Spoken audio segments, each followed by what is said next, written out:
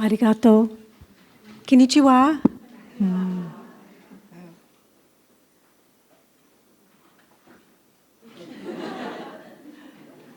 For Gina. I want to thank the National Women's Education Center. I want to thank the Ministry of Education and the U.S. Embassy for bringing me here today. And before we get started, I noticed there are 7 men in the room. Thank you to our men for supporting us.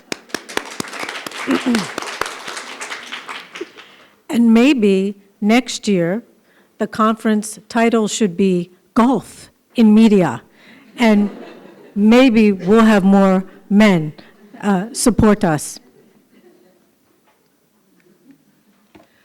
So the theme of the presentation is getting intersectionality in media right.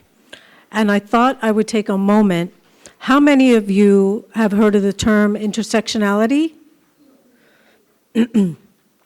How many of you have heard of Gina Davis? Much better. Okay, good. So to give you a definition of what intersectionality means, it was coined by Dr. Kimberly Crenshaw, who is a law professor at Columbia University in New York. And the concept of intersectionality means that as people, we have overlapping identities, such as race, gender, education, sexual identity.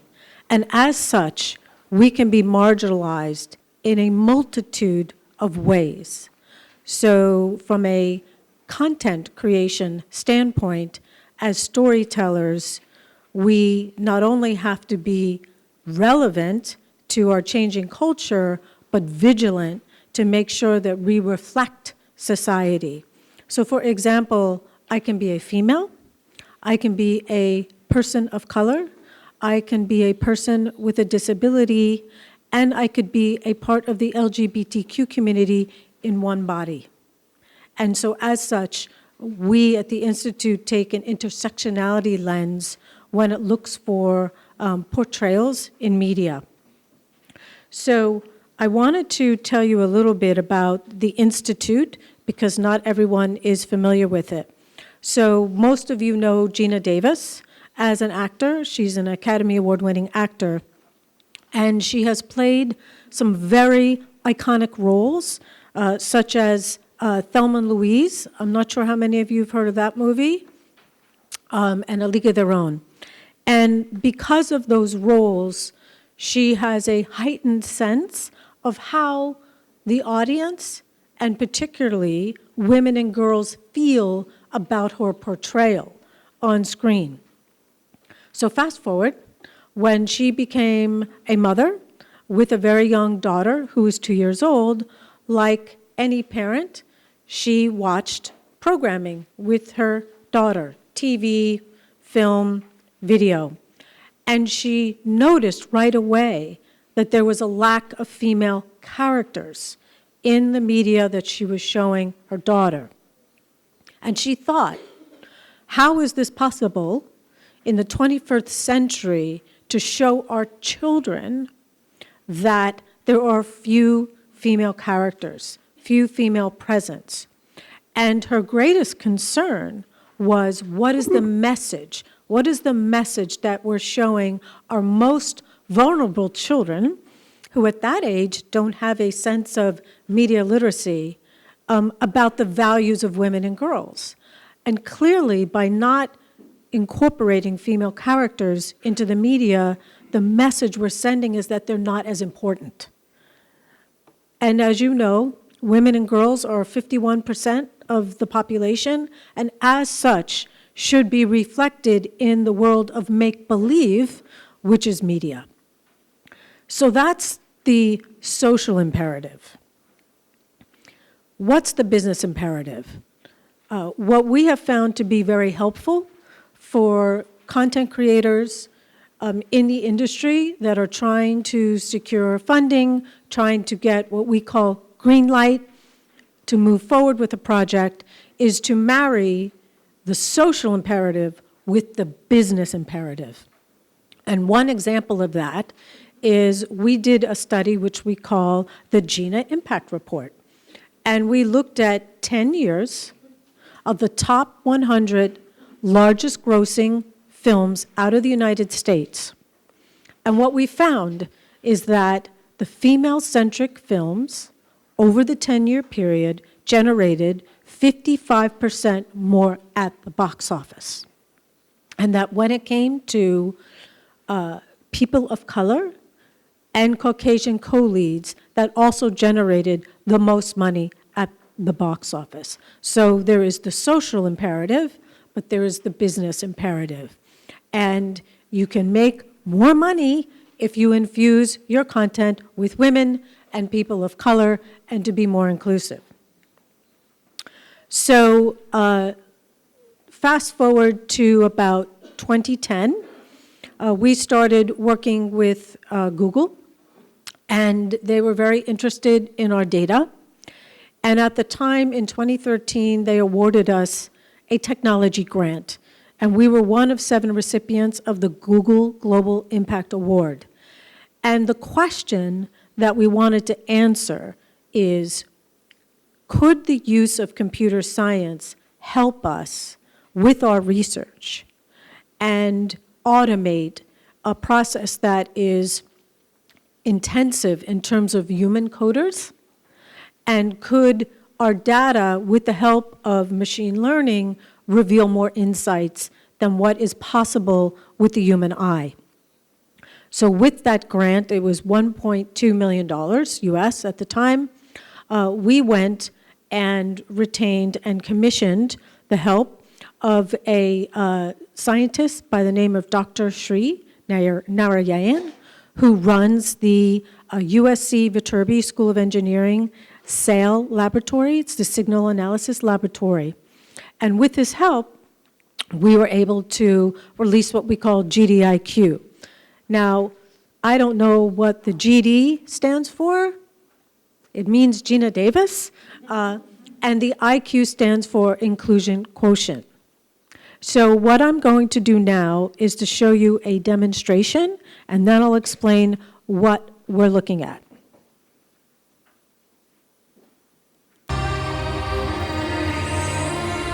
on, Mrs. Witch, show yourself. How's this? Is this good? Great. Perfect. Wonderful. You're the wrong size, Mrs. Witch. Is there such thing as the wrong size? No, never. So what the tool does, it uses audio and video recognition, and it's important that we include both because, as you can see, some of the characters are speaking and on screen. Some of the characters are speaking and are off screen. So it's important that we put the two together. Those boxes that you see distinguish a male versus a woman versus a man in terms of character. And it also identifies race. And so I want to take a moment and talk about race. Race and ethnicity are very complex, are very different constructs. And when we talk about race in machine learning, we're looking at it from a bone structure, from a biological standpoint, whereas ethnicity is driven by culture. And I'll pause to give you perhaps an odd example, but in the United States, we have a lot of reality TV shows, and one of them is called The Jersey Shore. And has anyone ever heard of that reality TV show? One person, 2, oh my goodness. Okay, so there's a character called Snooki. And Snooki is Italian-American like I am. But is she really? She's adopted. Where is her birth mother, her biological mother from? Chile. So what is her race? What is her ethnicity? She's Latina, but she identifies as Italian-American. So again, there's a lot of complexities. But the purpose for us using the technology is just to make sure that we are capturing not only gender, but also race, so that we can encourage storytellers to infuse their content with inclusion and diversity. The other thing I wanted to point out is most of this type of machine learning to date has been trained on adult voices and faces. And so therefore, it took our team of engineers at USC Viterbi additional time to be able to apply our algorithm to identify children's faces and voices. And so therefore, finally, we were able to analyze children's television and children's programming for the first time, which we presented the TV information this past September in New York. And what I'm very pleased to report is that for the first time in our history, we were able to show that children's television, this is United States children's television, ages 2 to 13, that we were able to achieve gender parity in terms of on-screen overall percentages. And when we saw this number in the data, we went back to Nielsen, which is where we received the TV ratings, and Nielsen is a partner, so we're very grateful to them. And we said to them, we need more data. We need more data, we need more data. Keep going back and back and back. So we went all the way back to 2008, and then we were able to see from 2008, where it was 42%, to 2018, 52% at parity, and we saw this shift happen in about 2011. So the Institute was started in 2004. We started presenting the data around 2008. So we believe that we've accomplished a great stride towards achieving gender equity on screen in the make-believe world in a very short period of time, which means our theory of change works, and it can work. Now we just need film and advertising to catch up. So one thing that I mentioned, it's one thing to count how many female characters there are, but it's another thing to say, what kind of presence do they have? Do we see them? Do we hear them? And what we were also able to achieve in terms of gender parity was speaking and screen time. So you could see over the female leads, we have 55% in terms of screen time and over 50% in terms of speaking time. Again, this is historical for us in the United States. That's the good news. There's kind of the good, the bad, and the ugly. So the not so good is while we are seeing more female characters, unfortunately, they're 7 times more likely to be in sexually revealing clothing. And when you think about these are the television programming our youngest children in the United States are watching, why is this not 0, this number? So we have a lot of improvement to make. When it came to race, again, people of color in the United States is 38% of our population, and we have not achieved that parity in children's television programming, but we did show those characters as being more intelligent, so that is a positive in terms of a stereotype. When it comes to the LGBTQ community in the United States, it represents about 4.5% of our population. In this type of programming, it's under 1%. And in terms of these characters, of the few characters there are, over 50% of them are criminals and are shown as stupid. So again, this is programming that our youngest children are seeing in the United States. So we're sending a very clear message about this community. Same thing for disabilities. People with disabilities in the United States, it's about 13% of our population. It's tens of millions of Americans, and yet under 1%. And one alarming data point was, of the few characters that were shown with some type of cognitive or physical disability, over 30% died. So we're showing our youngest children that if there is a fictional character with a disability, they die in the programming. Again, a very negative and harmful stereotype when we consider that community. So what is a potential intervention? And I understand not everyone in the room are writing movie scripts and TV shows and advertisements, but content creators are using this technology to help benchmark. They want to know how they're doing. So while we present an aggregate of how the industry is performing, we also provide this information privately on a company-by-company level, division by division, and it has been very helpful.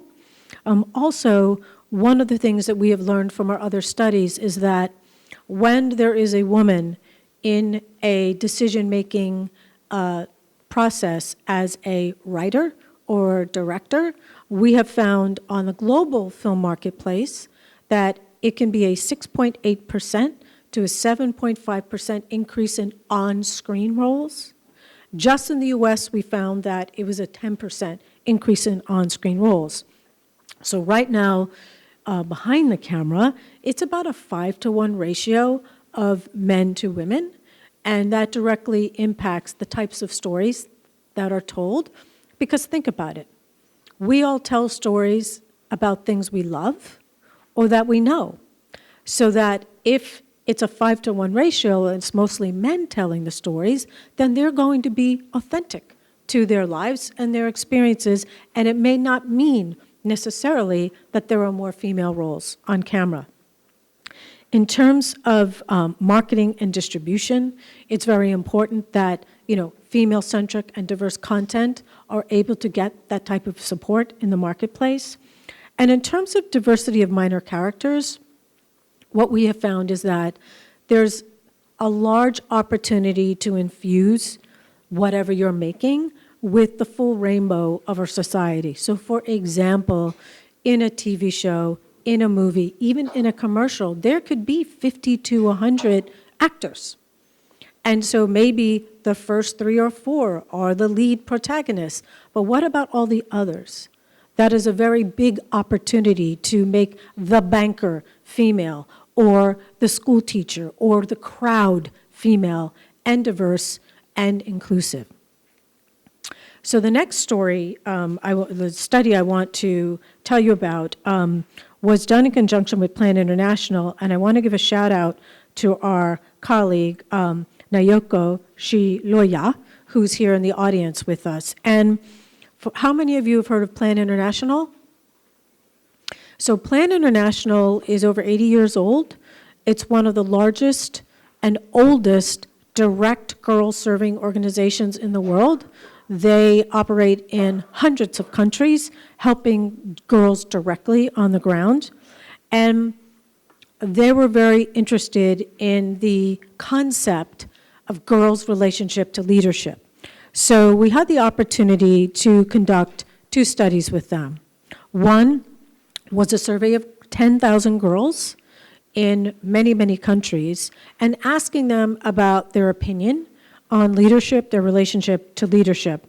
The second study, which I will present to you now, was about leading global films and how fictional female characters were portrayed as leaders. So this analysis, we looked at the largest grossing films out of 20 countries, which are here on the map. The reason why you see the number 56, which may be an odd number, is that so many of these films were from the US, that it dominated the box office, that we narrowed it down. And out of all of these films, there was a total of nearly 2,000 characters that we coded for. And what we found overall, that male characters were 2 times more likely to be seen and to be heard overall. In terms of female characters as leaders, it was only 27%. And for us in the US, female workers as leaders is much higher than this percentage. It's 47%. So for us to see this 27% is not a positive for us. I know the numbers may be different specifically to Japan.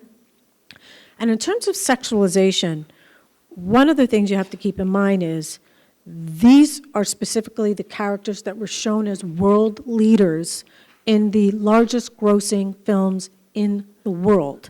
So these were not just US films, there were films from all over the world, and to show women in sexually revealing clothing and to be sexually objectified, whether it was verbal or whether to be depicted as a body part and not as a whole person, to see these numbers, 4 times more, and the idea of a female fictional character being a leader and completely nude, 4 times more likely to be completely nude, is very alarming, because what are we saying to our children, our population, about fictional female characters as leaders?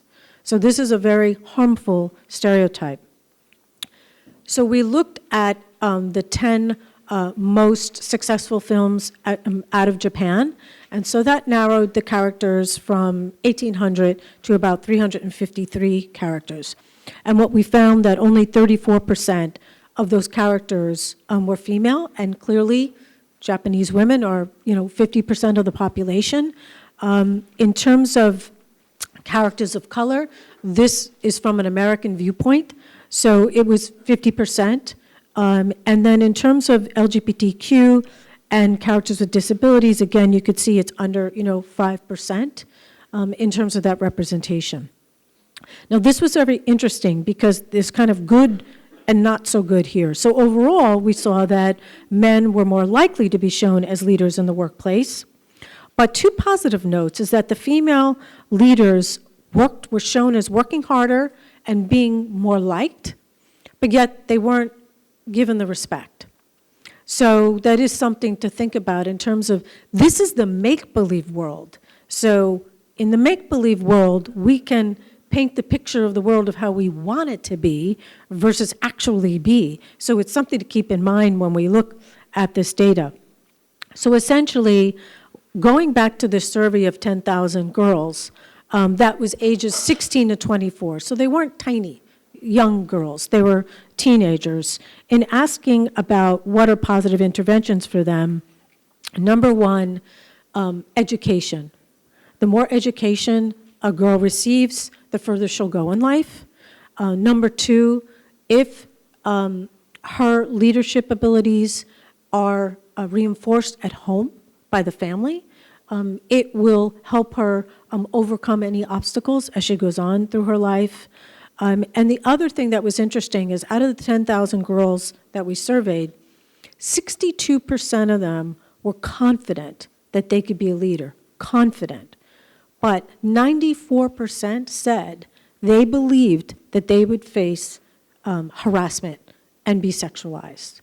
So it was very heartening to hear that even with that type of obstacle, they still felt confident that they could be, a leader. So this next study comes out of the advertising industry. So how many of you have heard of Cannes Lion? So I'll explain a little bit. Cannes Lion is a global advertising festival, and it is like the Oscars of the advertising industry. And back in 2015, Sheryl Sandberg, who's the chief operating officer of Facebook, created the Glass Lions, which was a gender award to be given. And I had the privilege of serving as a jury president. And as a result of that, the Cannes Lion organization approached the Institute and said, would you consider analyzing advertising? Because up until this point, we had only analyzed film and TV. And so we said, sure. So the first analysis we did looked at 12 years of Cannes Lion advertising. We looked at nearly 2,069 ads from all the English-speaking countries. And the category of Cannes Lion adverts that we looked at was called film craft. So it's a specific category. For the second analysis, which I just presented last June, they asked us to update. We looked at all of the ads submitted from all of the countries. It was 133 ads. And because this conversation is about intersectionality and diversity and inclusion, we had to go beyond gender. So we conducted new data with race and LGBTQ and disabilities. So from the original study, we saw an improvement. We saw a 5% improvement in terms of female characters overall. In terms of stereotypical activities and settings. What this means is, did the character have agency? What was the female character doing? Where are they placed in the household or in the commercial? And when we first did this, we found that the female characters were highly stereotyped. They were cooking, they were cleaning, they were caretaking, they were inside, they were in the kitchen. Where the male characters were outdoors, driving around, playing golf, attending sporting events. What we found positively for the 2018 study is that it was equal, that we saw men cooking and cleaning and shopping and in the kitchen. So we saw a positive change there. In terms of sexualization, we saw some positive changes, but still the numbers are very stark. When we look at these numbers of sexually revealing clothing, partial nudity, sexual objectification, verbal objectification, you've seen the numbers go down, but it's still 3 times, 2 times more. So we still have a lot of work to do. When it comes to leadership, unfortunately, we saw leadership go down. Now, for leadership to be in the single digits in any country doesn't make sense, and for it to go down from 12 years of analysis to go down in 2018 is somewhat alarming. When it comes to race, again, we didn't look at race for the first time, and again, race depends on where you are. So people of color are 38% in the United States, but in South Africa, they're 91%. In the UK, they're 18%. In Brazil, 52%. So it's hard to evaluate whether it's good or bad. Is 43% good or bad? I don't know. It depends on where you are and how to evaluate that. In the United States, 43% would be a good number. It'd be a bad number if you're in South Africa. So it's relevant to where you are. But we did find that one negative was that the Caucasian characters versus the characters of color were depicted as having an occupation. So it's important that we use not only an intersectionality lens, but we really think about what type of stereotypes we're attributing to characters of color. Again, LGBTQIA population varies greatly from where you are in the world, whether it's 4.5% in the U.S. all the way to 8.35% in Brazil, but it's 1.9% in ads. So regardless of the fact, when we look at TV, we look at film, we look at global advertising, we're not representing this population, which they are consumers. They have a lot of money to spend on products. So it's important that we consider their point of view. Same thing with disability. People with disabilities in the world are 15% of our total population. And so it's really, important that we give consideration to that. But again, in advertising, it's less than balanced, and it's under 1%. So, what can you do? So there's a number of things that are outside of the entertainment industry, and I'll give you an example. I gave a very similar presentation to a conference in Indianapolis in the United States. And one of the executives came up to me at the end of the conference and said, I'm a regional vice president with Charles Schwab. So I'm not in Hollywood, I'm not writing movie scripts, and what I noticed is we are trying to recruit women to the retail side of our business. And we're doing this online. And we don't have women applying. Why is that? And I said, well, I don't know, but why don't you look at your website? When it comes to posting job applications on your website, what are the images? What are the colors? How are you describing these jobs? Because there are optics, there are visual cues that we will interpret. And I got on a plane, went back to Los Angeles, and by the time I got back, there was a long message from her. And she said, oh my goodness, our website is all old white men, and the colors are terrible, and the descriptions of the jobs are aggressive, and etc. And so the women were thinking, wow, if I were to take this job, I may have to sacrifice my life. I may not have time for my family, my children, etc. And so it shied them away from applying for the job. So what was very interesting about Charles Schwab is they took this very seriously, and they conducted a series of workshops and surveys with their top executives around the country in the United States. And ultimately, it led them to redoing their website. They actually created a section of their website called Pathways. And what they did is they profiled very diverse female executives in the company. And what they did is they created little mini video profiles of these executives so that anyone coming to the Charles Schwab website who wanted to see, well, who are the people working for this company, could see a video, could learn about their pathway, how they came into the company.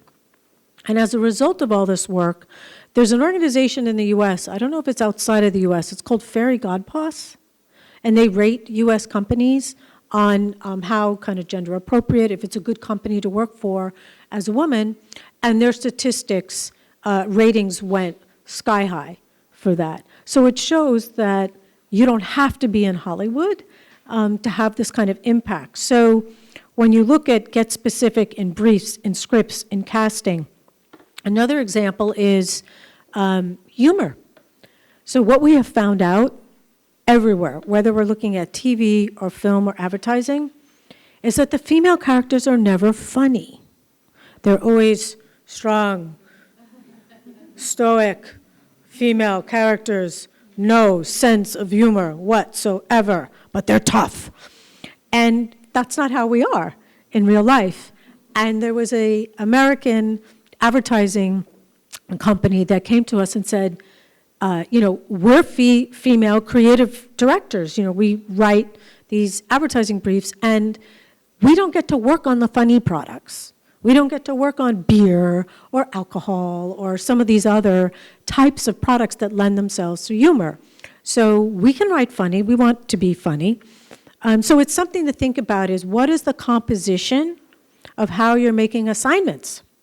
Who's on the team? Is the team diverse from a racial, from an LGBTQ, disabilities, gender standpoint? Who's on the team?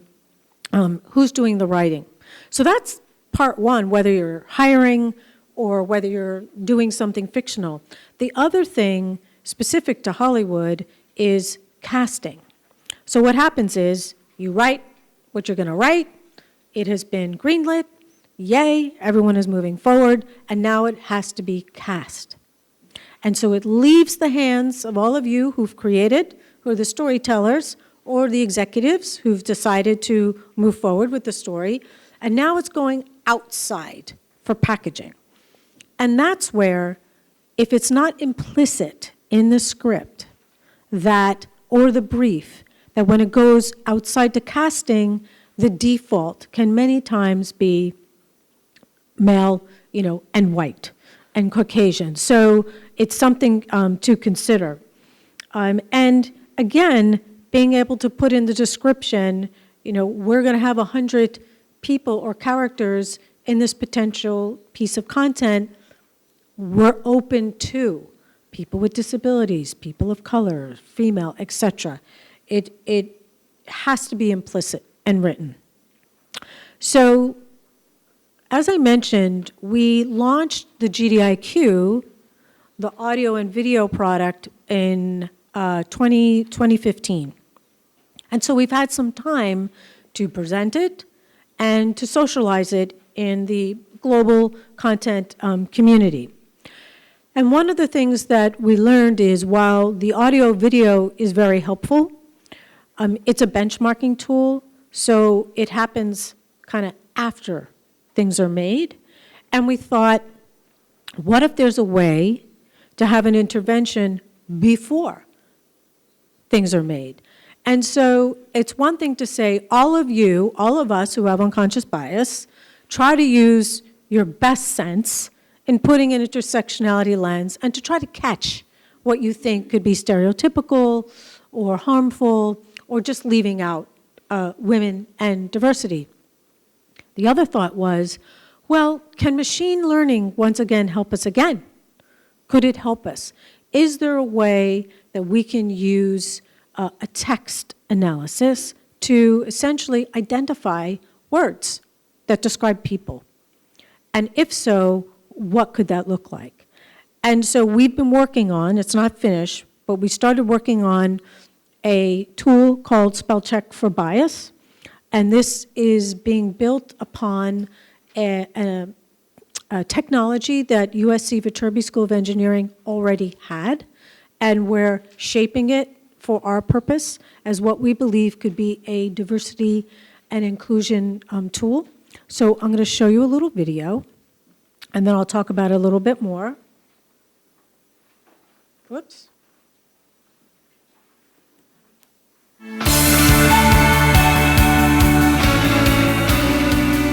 When you're describing a crowd scene in the script, you have to write a crowd gathers, comma, which is half female. For the past 7 years, the Gina Davis Institute has broken ground with its machine learning analysis of bias in film and television. But what if the potential for representation on screen could be identified first? On the page. With the GDIQ spell check for bias powered by patented AI text analysis technology developed at the University of Southern California, a script can be analyzed for representation of characters and percentage of dialogue by gender, race, LGBTQIA, and disabilities. Percentage of non-gender identified speaking characters, highlighting opportunities for more balanced representation, and so much more.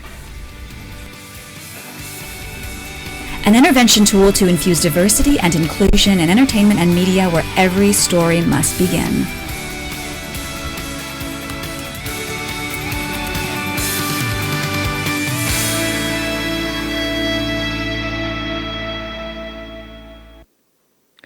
So we were very pleased to announce in October that the Walt Disney Company has signed on to work with us on a one-year pilot testing manuscripts and to help us train the tool, because there are certain things right now we can identify automatically, and then there's other things that we're using our human coders to help train the machine, because it's the human coders that help train the algorithms. And so in the ideal world, if someone had a manuscript or a job description or a television show or an advertisement, they could run the tool and we could tell them, you know, how many characters are there? How many characters are identified as female? How many characters are identified as male? How much dialogue does that female character have? And beyond that, is there a character that's described with a disability as a person of color, as LGBTQ? If not, if the character's not identified at all, and it's just characterized as a banker, a lawyer, a doctor, then we could say to them, well, you have 100 characters that are going to be in this piece of content. 30% of them are not identified at all, but they have screen time, they have speaking time. So when you think about casting, make sure that it's open to LGBTQ, disabilities, people of color, female. And it's a way, when people are reviewing scripts and making decisions, they're looking at story arc, they're looking at how the character is more important, what is their role. It's a different type of decision. Is it something they want to do overall?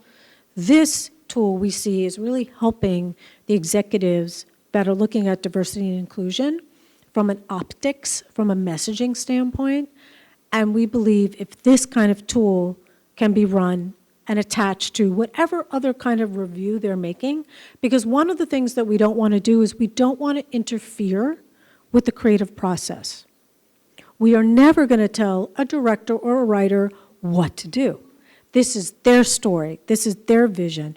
We just want to be able to help from an external messaging standpoint on how to make sure that this content, if it's not a reenactment of World War I or World War II, we understand there's certain historical implications, but especially if it's science fiction and something really from the make-believe, from the far, far in the future, there's no reason why it can't be infused with an overabundance of people of color, all shapes and types.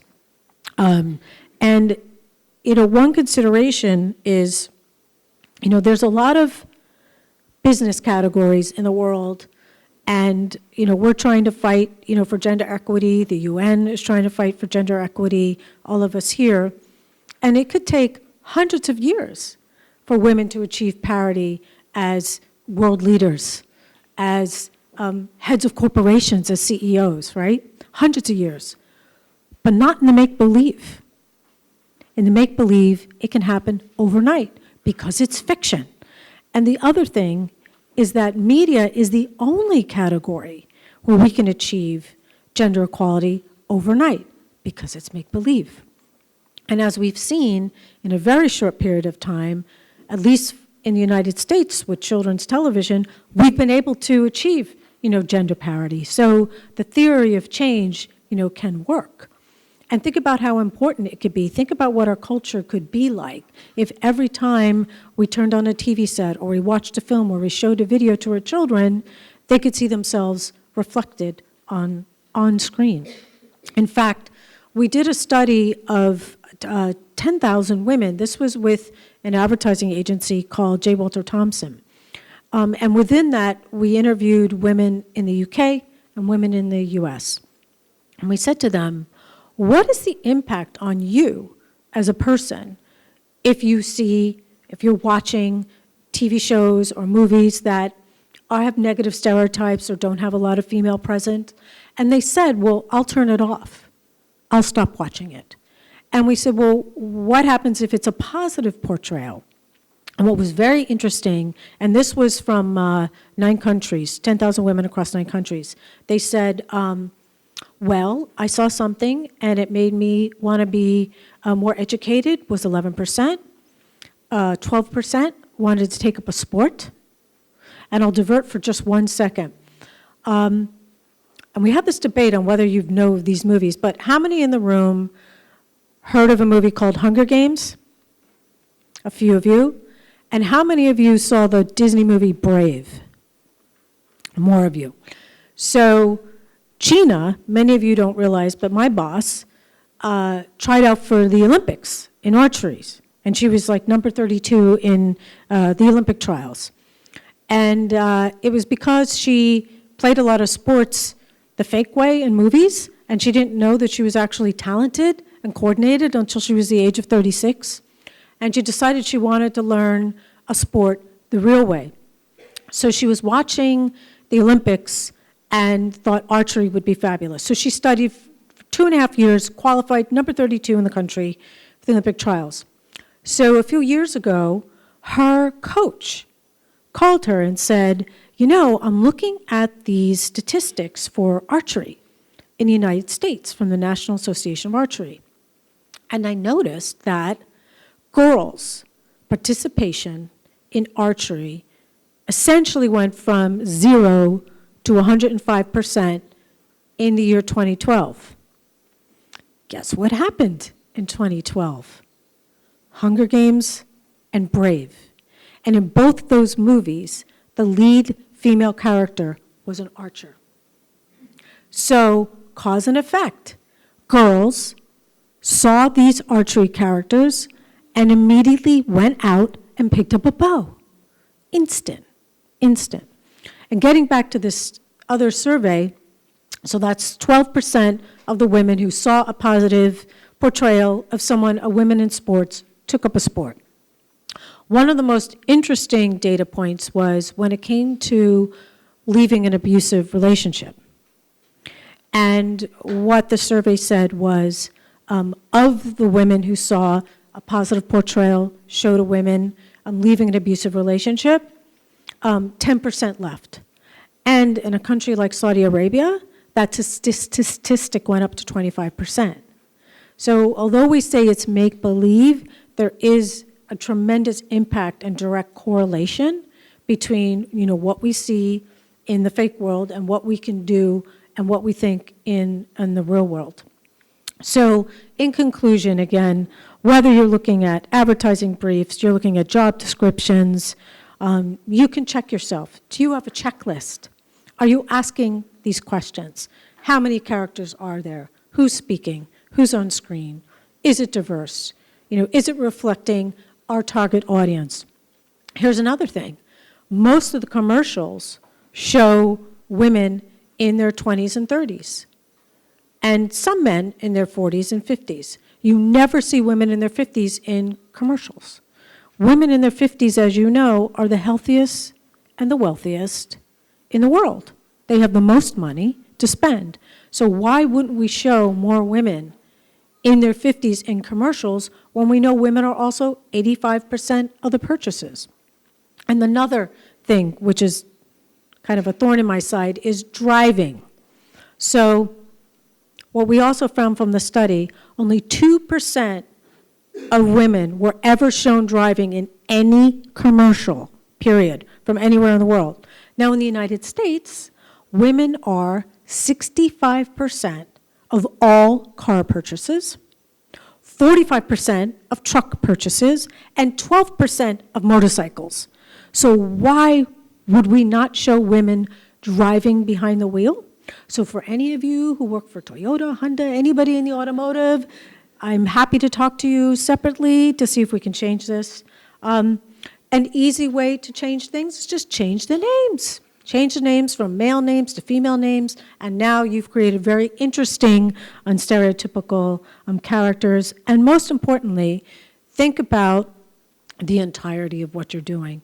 If there is a movie, a TV show, an advertisement that has a crowd scene, just write in the script, a crowd gathers, comma, that is female, that is diverse, that is inclusion, and then we can achieve gender parity, maybe not in the real world right away, but definitely in the media world.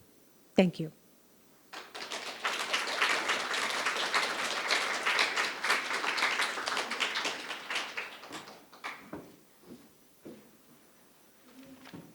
ディニーノ様、ありがとうございました。もう一度大きな拍手をお願いいたします。